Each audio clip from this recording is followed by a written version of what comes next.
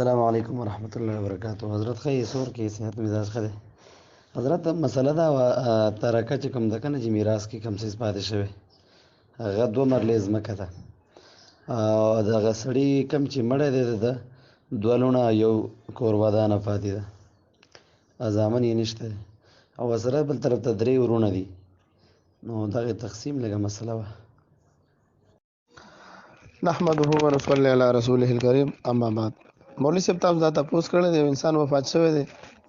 په وارثانو کې یوه زوجه ده دوه لوریانې دي درې رونه دي او ځمکه چې ده دوه مرلې ځمکه ده د دې تقسیم موږ درله کوو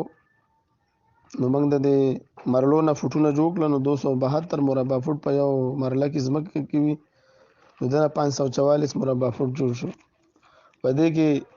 د زوجې سمون رسیږي سلسان د لوریانو شو باقی رونه عصبه دي نو په دې کې د زوجې سمون کې 8 فوټه ورسېدله او د هر یوې لور 1.1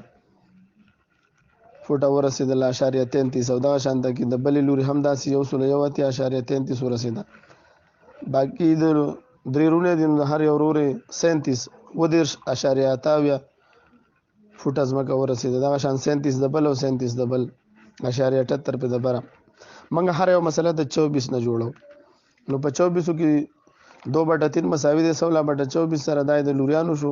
او 1/8 مساوي دی 3/24 سره د خځې شو. 19 حصې ته لاړې باقي دا 15 حصې د دیرونو ته پاتې شولې د عصبتو په وجه باندې. عصبه هغه وارثان دي چې کله ذوی الفروض خپل حصې واخلي نو باقي چې څونه مال پاتې شي هغه بیا عصبو ته ملاویږي نو دې ځکه عصبو له 15 حصې پاتې شول 15 حصو نه د دوی 37 فوټه ځمکه برابر شوله.